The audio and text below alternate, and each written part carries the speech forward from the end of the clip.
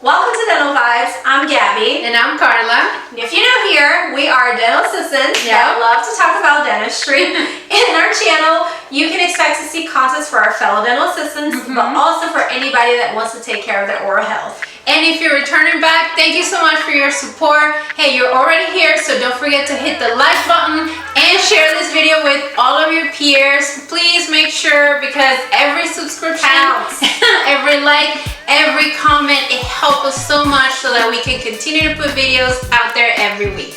And today's topic, it's a hot topic. Very hot. We're going to talk about dental assistants' income.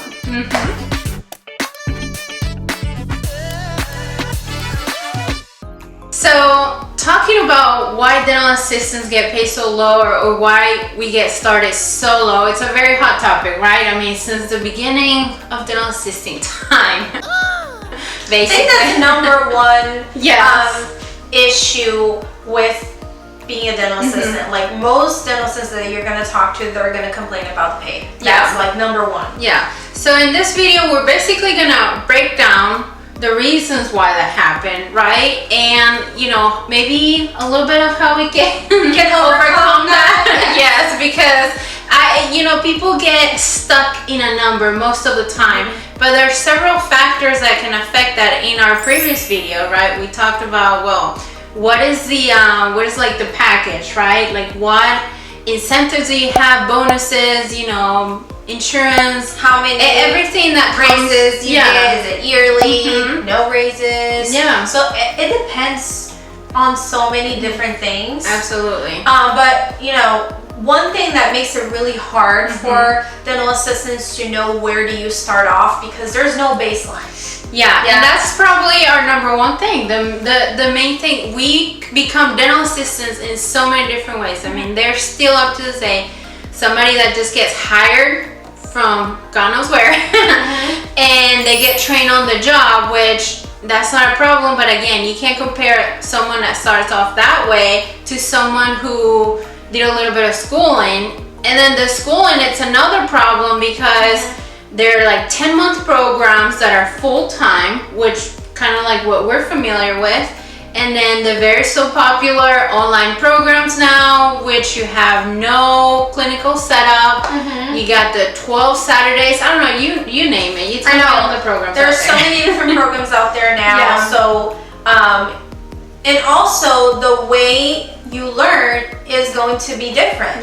Some people, they just get the skills very fast. And some people, it takes so longer for them to get those skills. So there's no baseline. It's like, okay, a newbie is gonna start getting paid this, and that's just what you go for. Or like if you have this many years of experience, this is what you need to get paid, because everybody is gonna fall under a different category. I think so. And I think that is the root of the problem, to be honest. I've encountered many, well, we both have encountered many interns that we help out, and newbies, and you can tell, you're like, you know, who's with, depending on the program, how good that program is, and also how much you're investing, not just money on the program, but like time. And that's when you realize how long it takes to be a good dental assistant. I'm gonna jump right in and when do you not? Just focus on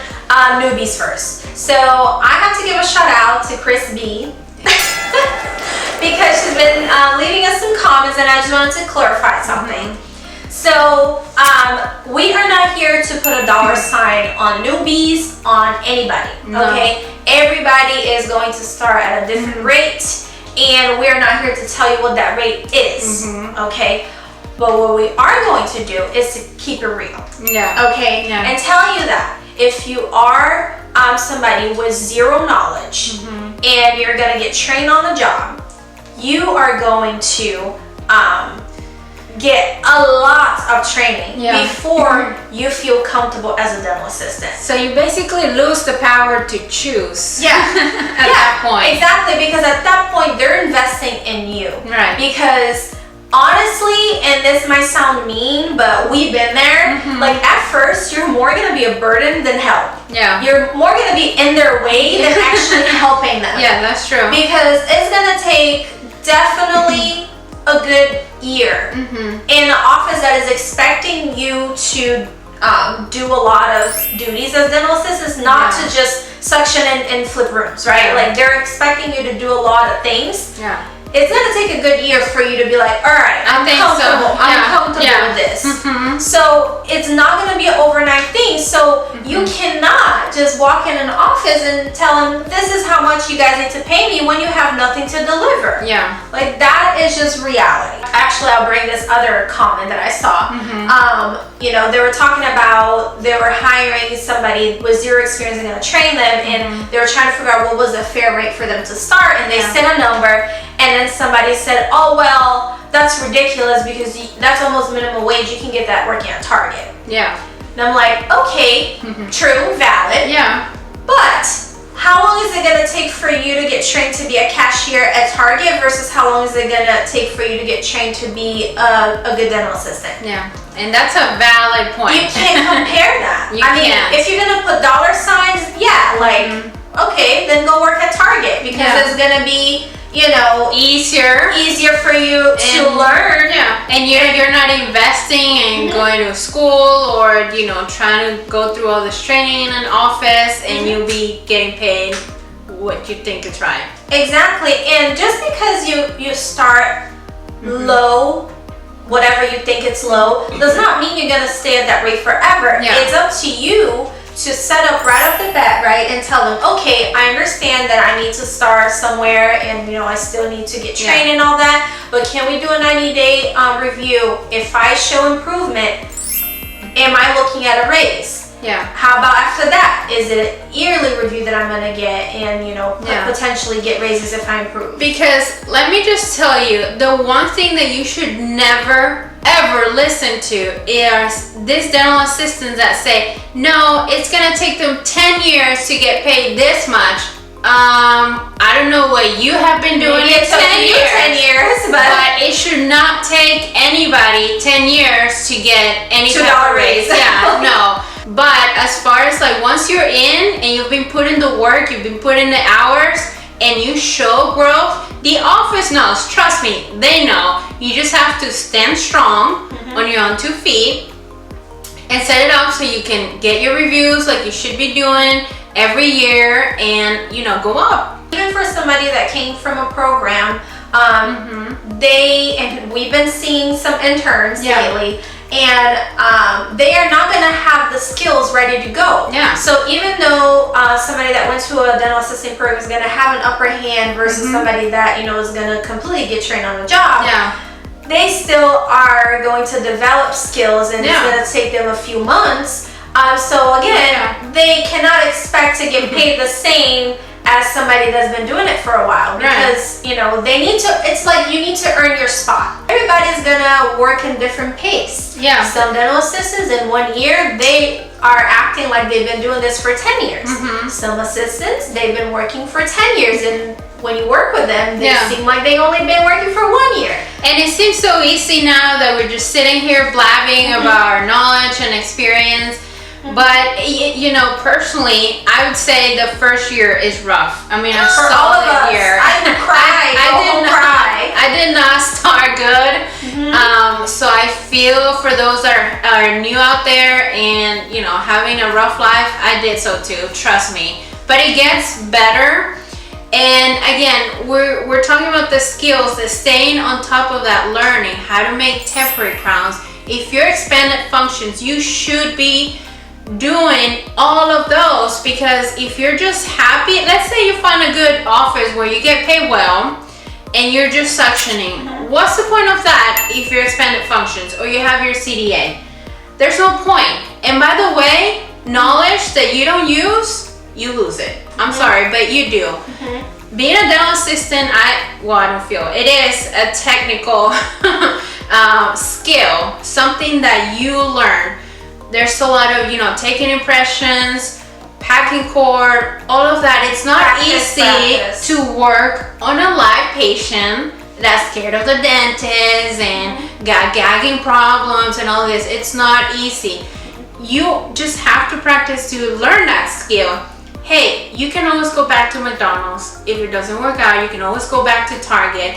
I'm not trying to be mean here. No, that's the truth. Like what you're learning in the dental office, if you truly want to be in dentistry, it's not comparable to any type of retail job. And I've worked retail jobs, so I can tell, right? And restaurants too. I've done it all. But yeah, I agree. And the thing is, the faster you improve, hopefully the faster you're going to increase your pay. Now, there are going to be some offices that are not going to value you, and they're not going to want to give you a raise, and they're out there. But it's up to you to say, listen, no, I worked my ass off. Yeah. I improved. I'm showing you that I can do all these things now, and I deserve a raise. So we are not here to tell you, hey, let them take advantage of you, start at minimum wage, and whatever, just because you don't have experience. But also, we need to be realistic. You need to earn your way to the top, and you need to work hard to get there. So, also another thing that comes into play is the difference in pay in states. Is going to be completely different. We're in Florida compared to somebody that works in Massachusetts.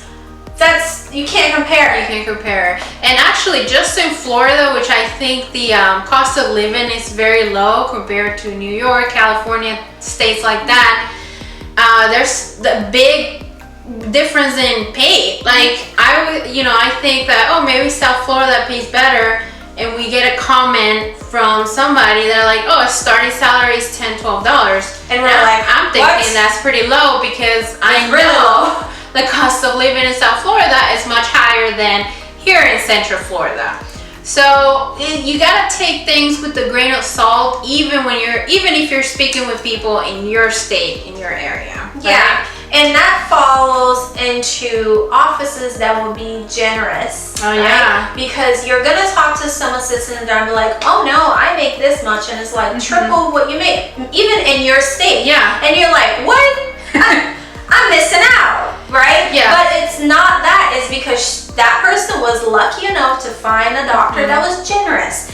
It doesn't happen very often. So or those assistants that, they say they get paid the same as a hygienist or more. Yeah. Even I find out that with a generous dentist, that's very lucky. I think that's very rare. I don't really know anybody personally. Yeah. I see it out there every now and then, but I'm not even hating on them. I'm just like, hey, good for you. It's it's good for you to talk to other assistants to see what the range what's happening, but you can't really take that so literate where you're like, okay, well, if that assistant gets paid this, I'm not gonna take anything less than that. Like, every situation is a situation. Also, private versus corporate. Two different worlds. I have zero experience with corporate, only private. I feel it's a little bit easier because, the people that are responsible for how much you get paid are working right next to you. So you can be it's more approachable, I think.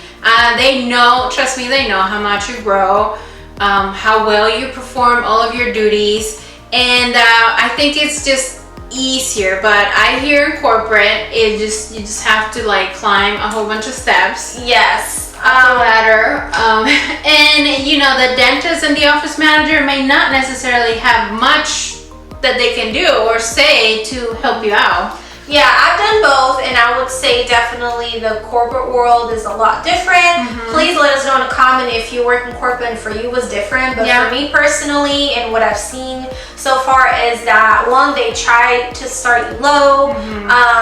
Raises are, not there, and if you do want a raise, you have to go through 5 billion people to get approved. It's definitely more of a hassle than if you dealt with a private office where you could just go straight to the doctor or straight to the office managers. Is a little bit easier. But I think we talked a lot about this topic, and again, like we said, this is a hot topic, so we can go on and on and on. Please let us know on the comment if our information was helpful, especially for the newbies out there. They're trying to get a feel of where they should start as far as their pay. Just remember that we're just basically trying to keep it real. We're not telling you to daydream. We're also not like trying to put you down. We're keeping it real. So with that said, we don't mind that if a veteran assistant out there, if you want to leave us a comment, we do welcome all of our comments. Yeah, it helps tell us us your experience. Maybe, you know, if it was different for you, let us know your story. Or did we miss something that we didn't really touch bases that is as important? Please let us know. It's important that we continue constant communication amongst ourselves, you know? We're a team at the end of the day. Absolutely. And of course, we said it already, but we're gonna say it again. Please make sure you share this video, subscribe to our channel. It will help us a lot. Give us a like, and we will see you guys next time. Keep smiling.